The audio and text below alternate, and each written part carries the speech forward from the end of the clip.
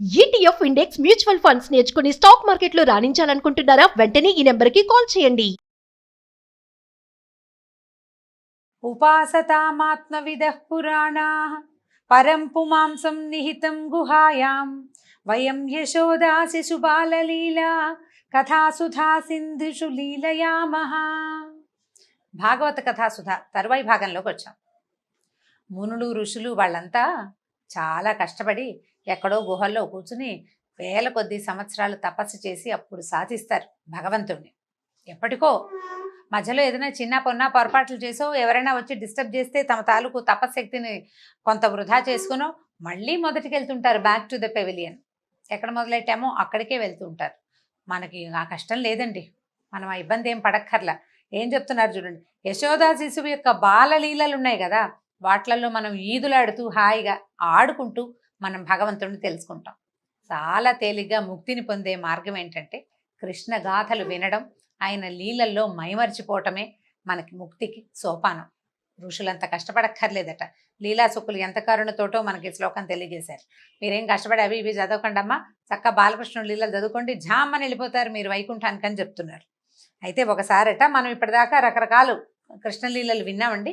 రాసపంచాధ్యాయి కూడా అయిపోయింది. దాని తర్వాత కొంతకాలానికి మన నందుడు మొదలైనటువంటి యాదవ పెద్దలంతా కలిసి అంబికావనం అనే ఒక ప్రాంతానికి వెళ్ళారట. మంచి చక్కగా బళ్ళు అవి ఎక్కి వెళ్ళారు. ఆ అంబికావనంలో ఏంటంటే పశుపతి జాతర అని చేస్తారు. వీళ్ళ దగ్గర అన్ని గో సంపదే కదా, అన్నీ ఉన్నవన్నీ ఆవులే. ఆ ఆవులని రక్షించుకోవటం కోసం రకరకాల పూజలు ఇవి చేస్తారు. సో ఇంద్రయాగం చేద్దాం అనుకున్నారు, అది కాకుండా తర్వాత ఏం చేశారు వీళ్ళు, గోవర్ధన పూజ చేస్తే భగవంతుడు స్వయంగా గోవర్ధన రూపంలోనే పూజను స్వీకరించాడు. తర్వాత గోవర్ధన పర్వతాన్ని ఎత్తి వీళ్ళందరినీ ఇంద్రుని యొక్క వర్షం నుంచి కూడా కాపాడాడు. అయితే వీళ్ళ విధానంగా మామూలుగా అలవాటుగా చేసేవేవో కొన్ని పద్ధతులు ఉంటాయి, ఏ ఊళ్ళల్లో పద్ధతులు ఆ ఊళ్ళో ఉంటాయి కదా, అట్లా వీళ్ళు పశుపతికి జాతర చేస్తారట. ఎడ్ల బళ్ళు వేసుకుని అందరూ కలిసి వెళ్ళి అంబికావనం అని ఒక వనం ఉందట, అక్కడికి వెళ్తారు. వెళ్తే అక్కడ సరస్వతి నది ఉంది.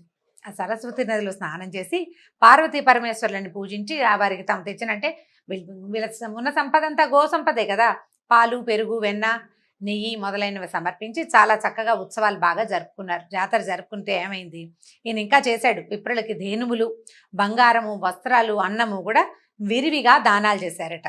అయితే వీళ్ళు యాదవులు ఇన్ని దానాలు చేసి ఇంత పూజ చేశారు కానీ వాళ్ళు ఏమి తినరు, కేవలం నీరు త్రాగి నియమంగా ఉంటారట. అంటే ఆ పూటంతా ఉపవాసం ఉండి ఇంటికి వచ్చాక బహుశా భోజనం చేస్తారు. అయితే ఏమైంది, ఈయన సరస్వతి నదిలో స్నానం చేసి వ్యవహారం అంతా పూజ గీజ అయిన తర్వాత ఈ దానాలు అవి అయినాక వాసుదేవుడు కాదు రిపీట్ నాన్న చూసుకోండి, నందుడు ఒకచోట విశ్రాంతిగా కూర్చునేసరికల్లా మెల్లిగా నిద్ర పట్టేసింది ఆయనకి. చెట్టును అనుకుని కూర్చున్నాడు. మనం నిరాహారంగా ఉండి ఇంత శ్రమ పడితే కాస్త నిస్త్రాన్ని వచ్చి ఆటోమేటిక్గా నిద్ర వస్తుంది, కొంచెం చల్లగాలి తగిలేసరికి. చెట్టుకు అనుకుని నిద్రపోతున్న నందుడిని చూసి ఒక మహాసర్పం ఒకటి చాలా పెద్దదట వచ్చి ఏం చేసింది, ముందు చుట్టేసింది, తర్వాత మింగడానికి ప్రయత్నించేసరికల్లా ఎవరైనా అమ్మోయ్ నాయనోయ్ బాబోయ్ ఎవరైనా నన్ను రక్షించండిరా అంటాడు. ఈయన కృష్ణ కృష్ణ నన్ను రక్షించమన్నట్ట. కొడుకుని పిలుస్తున్నాడు తండ్రి. ఎక్కడైనా పిల్లవాడు నాన్నని పిలుస్తాడు, నందుడు కూడా వాళ్ళ నాన్నని పిలవచ్చు, లేదా నాన్నని ఆక్రోశం చేయొచ్చు. ఆయన ఆక్రందన చేయటం లేదు, కృష్ణ కృష్ణ నన్ను రక్షించు విడిపించు అంటూ కేకలు పెట్టాడు. ఈ గోపాలురంతా విన్నారు, కృష్ణుడు ఎక్కడో ఆడుకుంటున్నాడు. వీళ్ళు ఏం చేశారు, మేల్కొని ఈ పాముని చూసేసరికల్లా దుడ్డుకర్రలు పట్టుకొచ్చారట. తర్వాత వంటలు చేశారు కదా, అంటే అన్నం దానం చేసినప్పుడు ఆ వంట పొయ్యిలో ఇంచి కొరుగులు కొన్ని మండుతున్న దుంగలు కూడా పట్టుకొచ్చి పాముని పెడ బాధేశారు. ఎంత కొట్టినా పాము దెబ్బలు తిన్నది కానీ ఈయన్ని మాత్రం వదిలిపెట్టలే నందుడిని. ఈ వదిలిపెట్టకపోయేసరికల్లా అప్పుడు ఈ కృష్ణుడు పరిగెత్తుకుంటూ వచ్చి ఏం చేశాడట, కాలుతో తోకని ఒక కొసని తొక్కి ఒక్క తన్ను తన్నేసరికల్లా ఈ తన్నిన తన్నుకి అది 5-6 చుట్లు చుట్టి ఉన్నది పాము బయటకి పక్కకు పడిపోయి ఒక విద్యాధర రూపాన్ని ధరించిందిట. పాము మాయమైపోయింది. ఆ ప్రాంతంలో ఒక విద్యాధరుడు ప్రత్యక్షం అయ్యాడనమాట. ఆయన ఆశ్చర్యపోయాడు. కృష్ణుడు అడిగాడు, ఇంత చక్కగా అలంకృతమైన ఆకారంలో ఉన్నవు, బంగారు మాలికలు అవి ధరించవు, ఇంత శుభలక్షణాలతో ఉన్నావు నాయన, ఎవరు నువ్వు, ఇలా క్రూరమైన వికృతాకారం కలిగినటువంటి పెనుబాము రూపం నీకు ఎట్లా వచ్చింది, దీనికి ఈ పైగా క్షణంలో నువ్వు అన్ని దెబ్బలు తిన్నా నీ మార్పు రాల, నేను తన్నేసరికి మార్పు వచ్చింది, ఏమిటో చెప్పు, ఇది ఇంతగా ఉంది అని అడిగాడు. అడిగితే కృష్ణుడు మాటలకి ఇట్లా చెప్పాట, నేను విద్యాధరుణ్ణి, నా పేరు సుదర్శనుడు, నేను చాలా అందంగా ఉంటానని మహాగర్వం నాకు, ఎంతో గర్వం. ఆ గర్వంతో విమానంలో అంటే ఈ దర్పంతో విమానం ఎక్కి అన్ని చోట్ల తిరుగుతూ నన్ను నేను ప్రదర్శించుకునేవాడిని. ఒకసారి అంగిరసుని సంతతి వారైన కొంతమంది ఋషులు నాకు అంటపడ్డారు. వాళ్ళందరూ తపస్సులు అవి చేసి ఎండిపోయి మనుషులు వికారంగా ఉంటారు. మరి తపశ్శక్తే వాళ్ళ తాలూకు సౌందర్యం.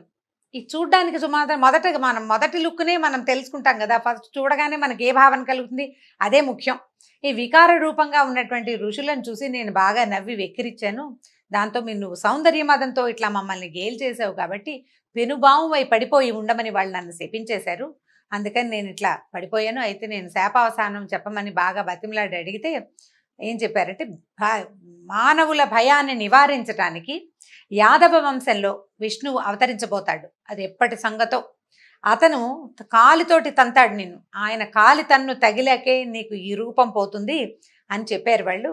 కాబట్టి నిన్ను ధ్యానించిన కమలాక్ష, నీ కథలు విన్నా, నీ నామం కీర్తించిన పాపరాశి ఎంత పెద్ద కుప్పగా ఉన్న పాపాలైనా సరే, ఎంత పెద్ద మోపులు పాపాలు చేసుకున్నా కూడా అవి దగ్ధమైపోతాయి. ఇప్పుడు నువ్వు నా మీద అడుగు వేసావు, నీ అడుగు పడేసరికల్లా నా ప్రాణాలు లేచి వచ్చినాయి నాయన. విప్రశాపం వల్ల వచ్చిన వికృతాకారం క్షణంలో పోయింది, నేటితో నా సర్పజన్మ తొలిగిపోయింది, ఇంకా సెలవు తీసుకుంటానని సుదర్శనుడు విష్ణుమూర్తికి కృష్ణమూర్తికి నమస్కరించి వెళ్ళిపోయాడట. వీళ్ళంతా ఆశ్చర్యపోయారు. ఈయన తన్నిన తన్నుకి వాడికి రూపం మారిపోయిందే, ఎంత గొప్ప సంగతి అని ఈ దేవతా మహోత్సవం పూర్తయిన తర్వాత ఈయన్ని మెచ్చుకుంటూ, ఈ కృష్ణుడు మనతోటి ఉండటం వల్ల కదా ఇలాంటి విచిత్రాలు, మనం దైవలీలలు, అతిమానుషమైన లీలలు చూడగలుగుతున్నాము అని ఈ యాదవులంతా ఈ పిల్లవాడిని కీర్తిస్తూ ఉన్నారట. ఈయన వ్రతాలు అన్నీ ఇక్కడ పూజలు అయిపోయిన తర్వాత చీకటి పడ్డాక అందరూ ఎడ్ల బళ్ళతోటి మళ్ళీ ఇంటికి దారి తీశారు. అయితే ఏమైందట, ఒక వెన్నెల రాత్రి బలరాముడు కృష్ణుడు స్వచ్ఛమైన వస్త్రాలు పూలదండలు ధరించారు, చందనం పూసుకున్నారు. అక్కడి నుంచి ఆ వెన్నెల రోజుల్లో ఈ పువ్వులు బాగా విరిసి ఉంటాయి, వాట్లలో ఉన్న తేనెని ఆస్వాదించిన తుమ్మెదలు జుమ్మని జంకారాలు చేస్తున్నాయట. సాయంకాలం అయ్యేసరికి చూడండి, మనకు కూడా పల్లెటూళ్ళల్లో కొంచెం అంతా సద్దుమణిగిపోగానే గుయ్యి అని వినపడుతూ ఉంటుంది. మన వాళ్ళు కీచురాళ్ల రోద అంటూ ఉంటారు. కీచురాళ్ళు ఉంటాయి చెరువుల్లోనూ, వాట్లలో అదొక చిన్న పురుగు. అయితే ఏంటంటే, ఇలా విపరీతంగా చెట్లు ఉన్న చోట ఏమవుతుందంటే, ఈ వెన్నెల రోజుల్లో తుమ్మెదలు పగలే, మామూలు రోజుల్లో పగలు తిరుగుతాయి, రాత్రిళ్ళు కూడా తిరుగుతాయి వెన్నెలు ఉన్నప్పుడు. అంత తెరిపిగా ఉంటుంది.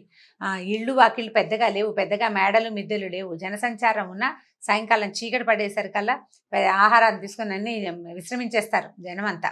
కాస్త విహారానికి వచ్చే వాళ్ళే కొంచెం అటు ఇటు తిరుగుతుంటారు. కాస్త వెన్నెట్లో ఇళ్ళ వాకిళ్లలో, తర్వాత యమునా నది తీరాల్లోనూ కూర్చొని కబుర్లు చెప్పుకుంటారు, ఏమైనా ఆటపాటలు ఉంటాయి. తర్వాత ఈ వెన్నెల రోజుల్లో బాగా వీళ్ళు చక్కగా ఉత్సవాలు అవి జరుపుకుంటారు. తుమ్మెదలకి ఏమి అడ్డం లేదు, అవి జంకారాలు చేస్తూ తిరుగుతూ ఉంటాయి. అట్లా ఉంటూ ఉండగా ఏం చేశారట, వీళ్ళు బృందావనంలో గోపసుందరి మణులంతా తమ చుట్టూతా పరివేష్టించి ఉండగా బలరాముడు కృష్ణుడు ఇద్దరు పాటలు పాడుతున్నారట. కృష్ణుడు వేణు వాయిస్తాడు, బలరాముడు పాట పాడతాడనమాట. వీళ్ళిద్దరూ పాటలు పాడుతూ ఉండి చాలా ఆనందంగా ఉత్సాహంగా ఉంది వాతావరణం. అక్కడి నుంచి ఇంకా కొంతమంది వీళ్ళ చుట్టూతా ఉన్నవాళ్ళు కాకుండా ఇళ్లల్లో ఉన్న వాళ్ళు కూడా వచ్చేసారు. ఆ పారవశ్యంలో మునిగిపోయి ఉన్నారు. ఆ చల్లని ప్రదేశం, నదీ తీరం, వెన్నెల, ఈ బలరామకృష్ణులు పరమాద్భుత సౌందర్యంతో ఉండేటువంటి వాళ్ళ రూపాలు, అద్భుతమైన సంగీతము, అందరూ మైమరిచిపోయి ఉండగా ఏమైందట, హాయిగా ఆడేసుకుంటున్నారు వీళ్ళంతా.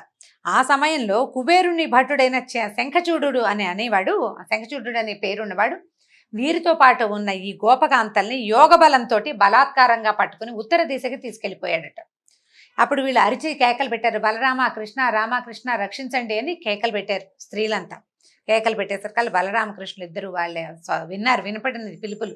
వీళ్ళిద్దరూ పారవస్యంతో పాడుకుంటున్నారు, చుట్టూతా ఉన్నవాళ్ళు సడన్ గా మాయమైపోయారు, కేకలు వినపడ్డాయి.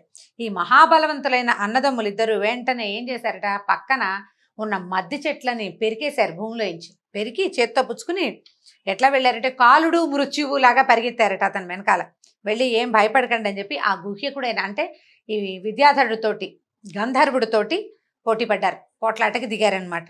అయితే అతను ఏం చేశాడు, కంగారు పడ్డాడు. ఇద్దరు వ్యక్తులు ఇలా మీదకి వచ్చేసారు కదా, ఈ చేత్తో పుచ్చుకున్నటువంటి స్త్రీల మీద నుంచి తన మాయను తొలగించి వాళ్ళని వదిలిపెట్టేశాడు. వెంటనే కృష్ణుడు ఏమన్నాడు, అన్నా వీళ్ళని నువ్వు కాపాడు, నేను వీడి సంగతి చూస్తానని చెప్పేసి అతను వెనకాల పరిగెత్తాడు. అతను రూపాలు మార్చుకుంటూ పరిగెడుతున్నాడట. అతను ఏ రూపంతో ఏ సందులోకి వెళ్తుంటే కృష్ణుడు అదే రూపంతో ఆ సందులోకే దూరుతాడు. వాడు పాము అయితే ఈయన పాము అవుతాడు, వాడు పిల్లి అయితే ఈయన పిల్లి అవుతాడు. వాడు ఏ జంతువుగా ఏ విషయంగా మారిపోతుంటే ఆ విషయంగా మారిపోతూ ఆ వెనకాల పడి పడి పడి మళ్ళీ బృందావనం వైపే తీసుకొచ్చాడు. పట్టుకున్నాడు, చివరికి పట్టుకుని పిడికిటి పోట్లతోటి కొట్టి కొట్టి మొహం మర్దించేశాడట మొత్తం. అక్కడి నుంచి ఏం చేశాడు, ముఖంలో అతను ఇక్కడ ఒక మణి ధరిస్తాట. ఈ విద్యాధరులు, యక్షులు, కిన్నరులు వీళ్ళందరికీ శిరోమణి అంటారు, చూడామణి ఇక్కడ ఉంటుంది. ఆ మణిని పట్టుకుని లాగేసి అతను చనిపోయాడు. ఆ మణిని పట్టుకొచ్చి అన్నయ్యకి ఇచ్చాడు. శంఖచూడుని మణి చూడు ఎంత బాగుందో, నువ్వు పెట్టుకోవచ్చు అని చెప్పేసి వాళ్ళ అన్నయ్య చేతికి ఇచ్చాడు. అందరూ ఆశ్చర్యపోయారు, ఈ గోపకాంతలంతా. ఇంత పిల్లవాడు క్షణంలో ఇంత పని చేసేస్తాడని చెప్పుకుంటూ సంతోషంగా ఈ పాటలు పాడుకుంటూ, వీళ్ళు ఏ పాటలు పాడారో ఆ పాటలు పాడుతూ ఇంటికి వెళ్ళిపోయారట. ఈ విధంగా బలరామకృష్ణులు ఎన్నో రకాల విచిత్రమైన కార్యాలు చేస్తూ పెరిగి పెద్దవాళ్ళు అవుతూ ఉన్నారు. తర్వాత ఏ లీలను చూపించారో తరువాయి భాగంలో విందాం. నమస్కారం.